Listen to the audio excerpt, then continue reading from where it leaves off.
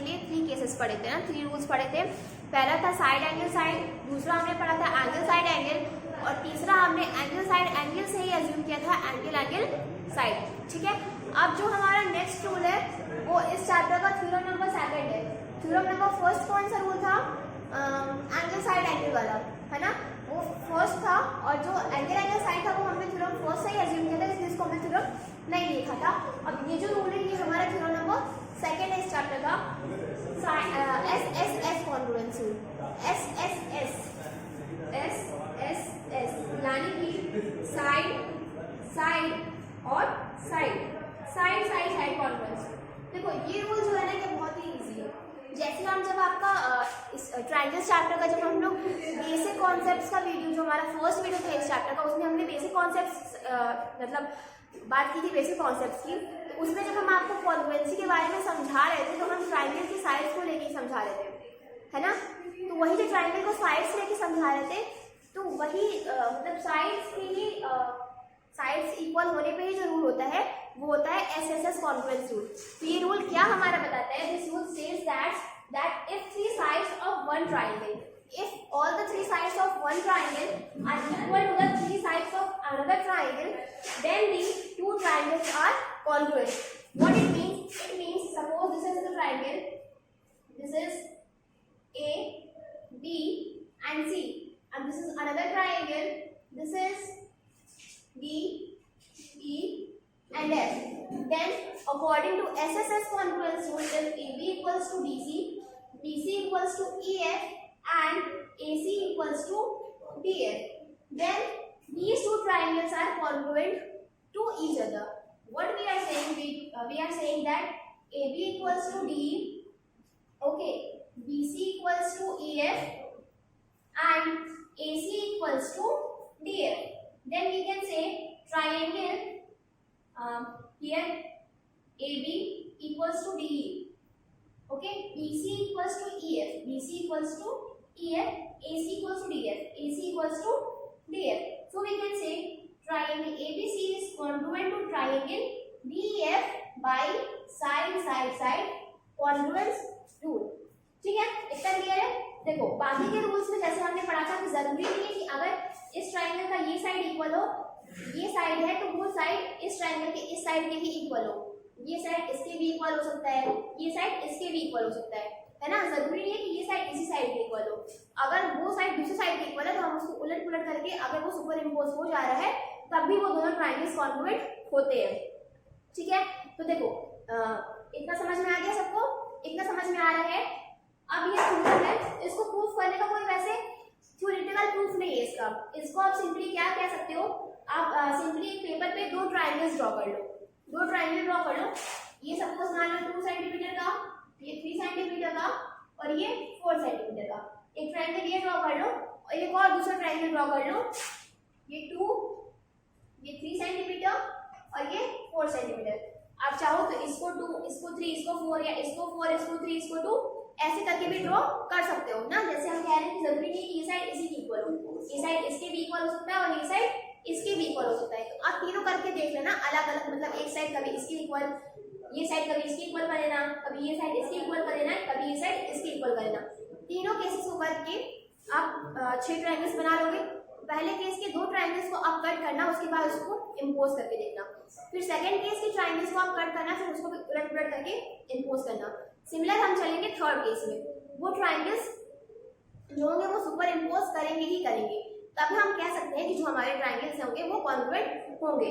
इस congruence rule के लिए हमें कोई प्रूफ की जरूरत नहीं है, सिंपली आप पेपर पे उसको ड्रॉ करके कट करके आप बता सकते हो।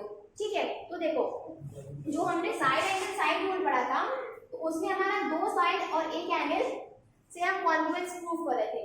इसमें हमारा क्या बच रहा था? 2 एंगल बच रहा था, 2 एंगल और एक साइड हमारा बच रहा था। उन दोनों एंगल्स और एक साइड को हम सीधे से इक्वल कह सकते थे। फिर हमने पढ़ा एंगल साइड एंगल, इसमें 2 एंगल और एक साइड था, मतलब हमारा बचता क्या है? एक एंगल और 2 साइड। एक एंगल और 2 साइड हम सीधे से इक्वल कर लेंगे। ठीक है, सिमिलर वे में थर्ड हमारा था एंगल साइड, इसमें भी 2 एंगल एक साइड था, इसमें भी एक एंगल और 2 साइड बचता है, इसको भी हम सीधे से इक्वल कर लेते हैं। अब जो हम पढ़े साइड, इसमें तीनों साइड है, यानी कि तीनों एंगल्स हमारे बच रहे हैं, है ना। तो ये तीनों एंगल जो होंगे ये CPCD से इक्वल हो जाएंगे, यानी एंगल ए एंगल डी के equal, angle B angle E के equal, angle C angle F के इक्वल है। अगर ये इसके इक्वल है, ये इसके इक्वल है और ये इसके इक्वल हो रहा है तो। क्लियर? ये था हमारा फोर्थ रूल। अब हमारा जो फिफ्थ रूल है वो RHS कॉन्ग्रुएंस रूल है। देखो हमने जो अभी तक कहा, हमने अभी तक जो मतलब 4 कॉन्ग्रुएंस रूल पढ़े किसी भी ट्रायंगल को कॉन्ग्रुएंट करने के लिए। अभी तक हम 4 कॉन्ग्रुएंट रूल पढ़ चुके हैं ना, जिसमें हम कोई भी ट्रायंगल्स ले रहे थे। एक में वो स्केलिंग हो जा रहा था, एक में आइसोसेलेस हो जा रहा था, मतलब किसी में स्केलिंग था किसी में आइसोसेलेस था, ऐसे करके हम पढ़ रहे थे। और अब हम ये जो रूल पढ़ेंगे RHS कॉन्ग्रुएंस रूल, ये हमारा राइट एंगल ट्रायंगल से ही रिलेटेड है, ठीक है ना। क्यों? क्योंकि इसका नाम है RHS कॉन्ग्रुएंस रूल। RHS यानी कि right angle, hypotenuse and side.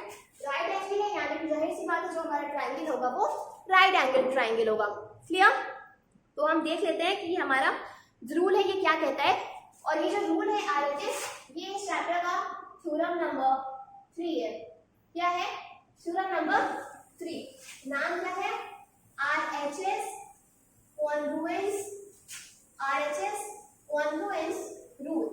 Now what this rule says? This rule says that if in two right triangles,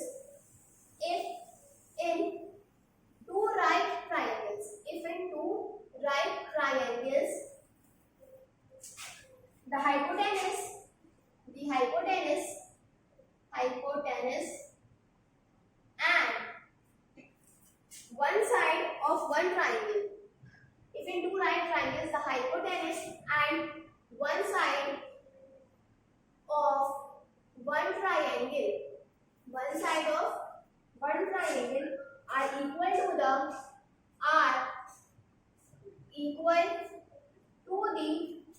hypotenuse and equal to the hypotenuse and one side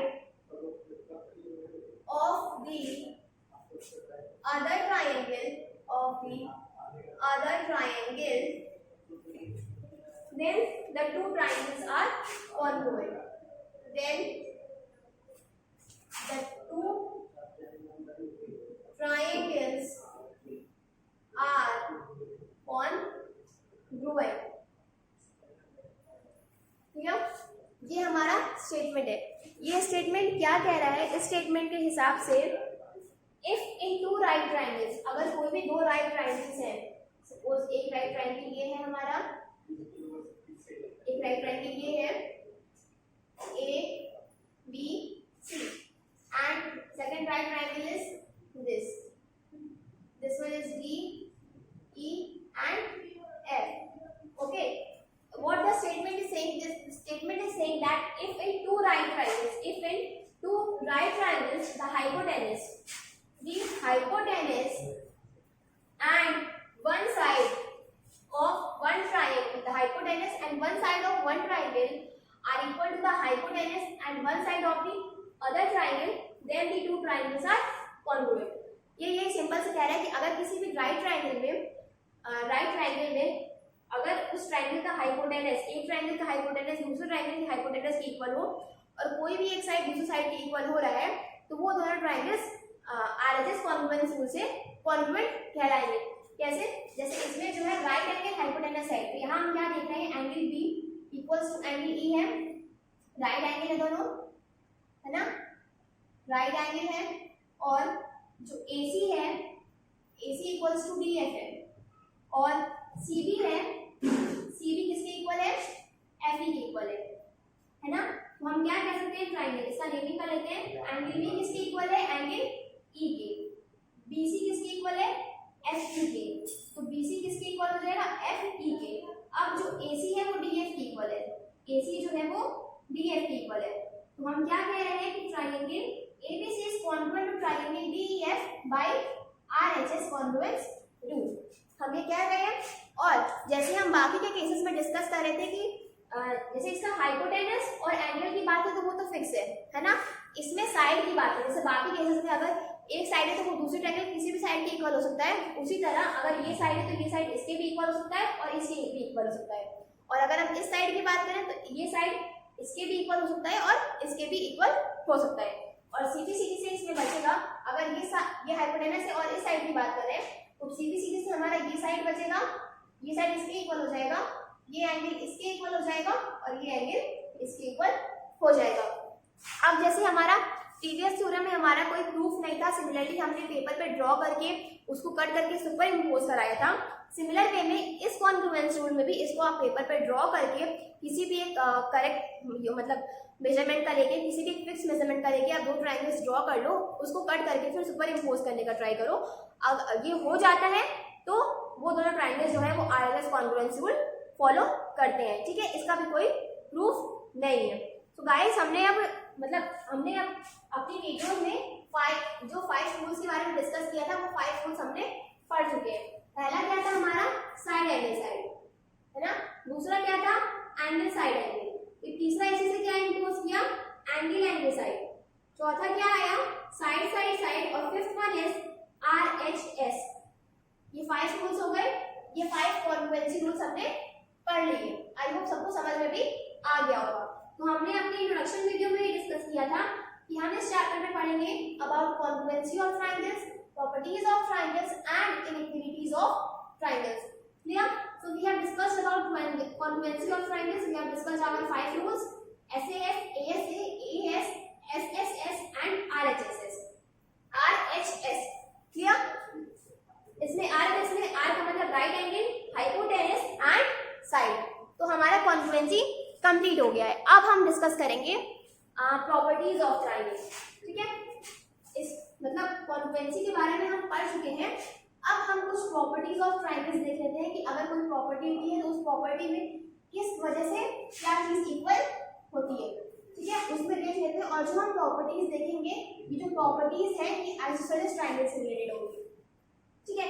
ये हमारी जो properties है ये isosceles triangle से मतलब related होगी। और जो हमारी पहली प्रॉपर्टी होगी वो हो जाएगी हमारी थ्योरम नंबर 4। पहली प्रॉपर्टी जो है वो हमारी थ्योरम नंबर 4 है इस chapter.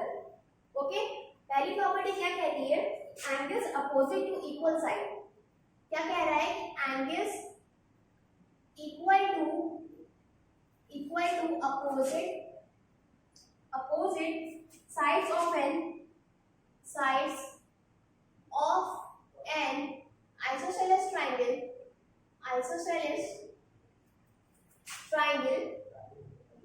triangle are equal. Clear? This is our property. What it says? It says that angles opposite to equal sides of an isosceles triangle are equal. Suppose ये हमारा कोई isosceles triangle है, ये this is our isosceles triangle A B C. As this is isosceles, so two sides will be equal. Suppose AB equals to AC. What the theorem is saying? Theorem is saying कि angle equals to opposite side. Angle equal to opposite side. मतलब ये side है तो इसका opposite angle कौन सा होगा? ये हो जाएगा।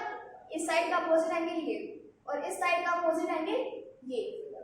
इस प्रॉपर्टी के हिसाब से अगर कोई भी isosceles triangle है तो दो इक्वल साइड्स के opposite जो angles होंगे वो दोनों भी आपस में इक्वल होंगे, ठीक है। ये यहाँ पे ये प्रॉपर्टी कह रही है। देखो इसको हम प्रूफ से देख लेते हैं। थ्योरम है तो हमारा प्रूफ होगा, ठीक है। हम देख लेते हैं इसमें हम क्या कर सकते हैं। टू प्रूफ क्या है हमारा, टू प्रूफ हमें करना है angle B equals to angle C, है ना। ये हमें प्रूफ करना है और हमें गिवन क्या है, गिवन है ए बी इक्वल्स टू ए सी। इसमें हमें कंस्ट्रक्शन कर लेते हैं। कंस्ट्रक्शन में क्या करते हैं, कंस्ट्रक्शन में हम कर लेते हैं कि एंगल ए से एक बाइसेक्टर ड्रॉ, मतलब एंगल ए का एक बाइसेक्टर ड्रॉ कर लेते हैं। ये बीसी पे डी पे बीट करेगा, ठीक है। Draw bisector of angle A, bisector of angle A D that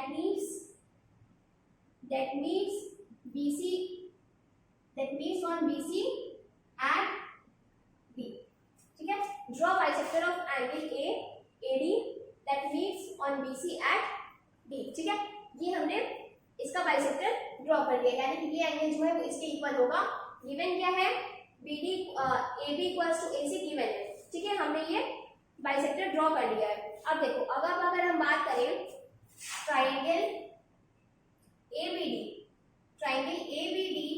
and triangle ACD, अगर हम बात करें ट्राइंगल ABD और ट्राइंगल ACD की, इसमें हम बात करें तो हमारा जो है हम कह सकते हैं AB इक्वल्स टू AC है, ये हमारा गिवन है, AB इक्वल्स टू AC हमारा गिवन है। Angle BAD equals to angle CAD construction से होगा हमारा, कंस्ट्रक्शन में हमने यही ड्रॉ किया है कि जो AD है वो एंगल A का बाइसेक्टर है, तो एंगल BAD एंगल CAD के बराबर होगा। और AD इक्वल्स टू AD कह सकते हैं, AD इक्वल्स टू AD क्यों, क्योंकि इन दोनों ट्राइंगल्स में जो AD है ये हमारा कॉमन है, तो ये इक्वल होना ही होना है। तो हमने तीन कंडीशंस ली है, दो साइड ली है और एक एंगल ली है, और जो ये हमारा एंगल है ये इन दोनों साइड्स के इंक्लूडेड है। तो कौन सा हमारा रूल फॉलो कर रहा है, SAS साइड एंगल साइड, ये रूल फॉलो कर रहा है क्योंकि उसमें जो एंगल होता है वो दोनों साइड के इंक्लूडेड होता है। क्लियर, इसमें हम पहले नेमिंग कर लेते हैं, कॉन्ग्रुएंसी शो करने के लिए हम ट्राइंगल्स का नेम लिखते हैं फिर कॉन्ग्रुएंट साइन लगाते हैं ना, तो नेमिंग भी सही होनी चाहिए। नेमिंग हम कर लेते हैं, हम यहाँ पे क्या देख रहे हैं कि एंगल ए के बराबर है, दो ट्राइंगल्स बना लिया, अब एंगल ए बीच में लिख देते हैं ना, एंगल ए के बराबर है।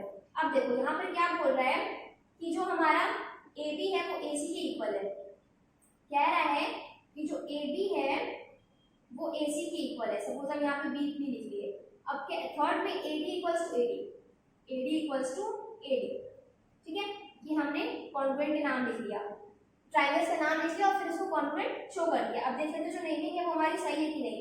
BA इक्वल्स टू CA है, AD इक्वल्स टू AD भी है, और angle A equals to angle A हो रहा है, ठीक है, इतना हो गया। तो हम क्या कह रहे हैं कि triangle BAD is congruent to triangle CAD by SAS congruence rule, ये हो गया। इन दोनों ट्राइंगल्स को हमने ऐसे कॉन्ग्रुएंट प्रूव कर दिया है। अब हम कह सकते हैं कि हमारा angle ABD equals to angle ACD होगा बाय CPCD होगा। हम कह सकते हैं कि हमारा angle ABD equals to angle ACD होगा बाय CPCD, हम कह सकते हैं। तो इससे हमने देख लिया कि हमारा मतलब ये जो इससे हमने क्या देख लिया कि एंगल B हमारा एंगल C के इक्वल है, और यही हमें प्रूव भी करना था, angle B equals to angle C।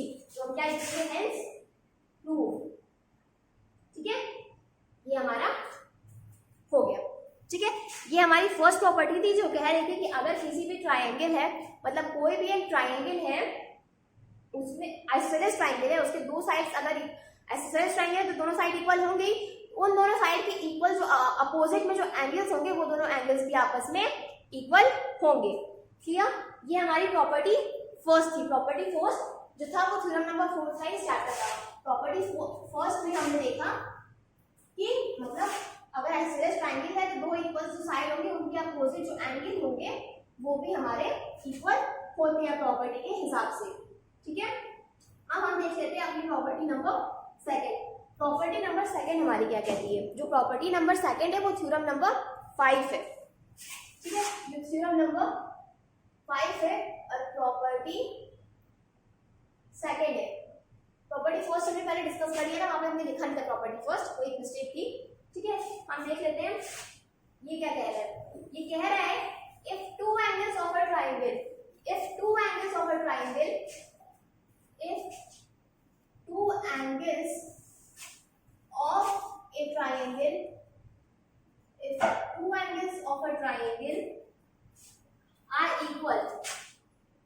are equal then sides opposite to them then sides opposite to them are also equal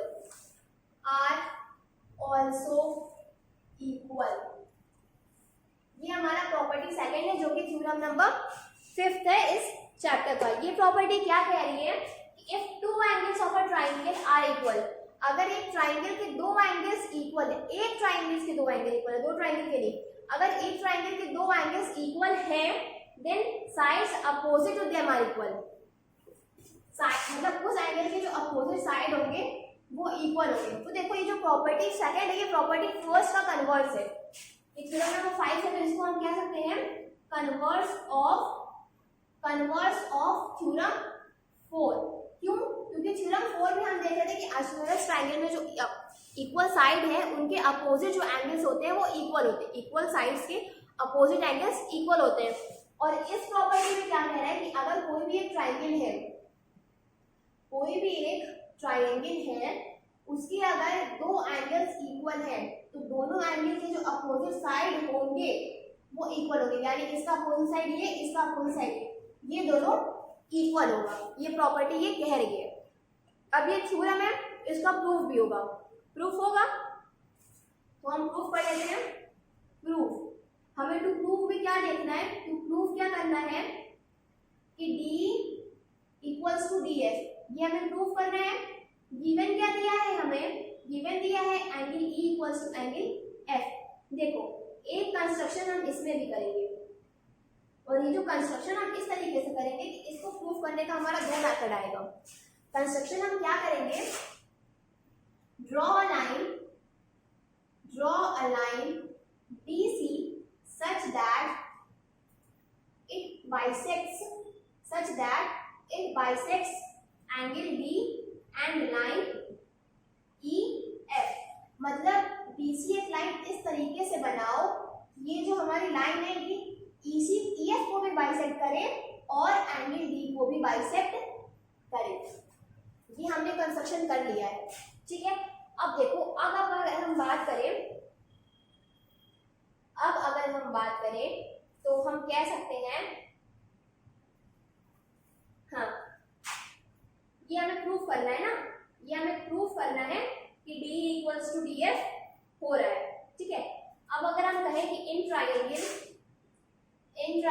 DEC and triangle DFC, अगर इन दोनों ट्रायंगल्स की हम बात करें तो हम कह सकते हैं कि angle CED equals to angle CFD। ये हमारा गिवन है। क्या है कि एंगल CED जो है वो एंगल CFD के इक्वल है, ये हमारा गिवन है। और angle EDC equals to angle FDC, ये कैसे होगा, कंस्ट्रक्शन से होगा, है ना। और फिर DC इक्वल्स टू DC, ये क्या हो गया हमारा, कॉमन हो गया। तो देखो इसमें हमने क्या यूज किया है, दो एंगल और एक साइड, ये दोनों एंगल और ये साइड, और ये जो साइड है ये इंक्लूडेड नहीं है। यानी कौन सा रूल, एंगल साइड में साइड इंक्लूडेड नहीं रहता है ना। तो हम ये कह सकते हैं कि ट्रायंगल, पहले इसकी नेमिंग सही होनी चाहिए, है ना। इसमें हम क्या देख रहे हैं कि एंगल E जो है वो एंगल F के इक्वल है, एंगल E जो है वो एंगल F के इक्वल है। अब एंगल D के बराबर है, एंगल D के बराबर है, और DC इक्वल्स टू DC है, ठीक है। इसमें देखो इसके हिसाब से एंगल E एंगल F के बराबर है, एंगल D के बराबर है, DC इक्वल्स टू DC है। हाँ तो नेमिंग हमारी सही है।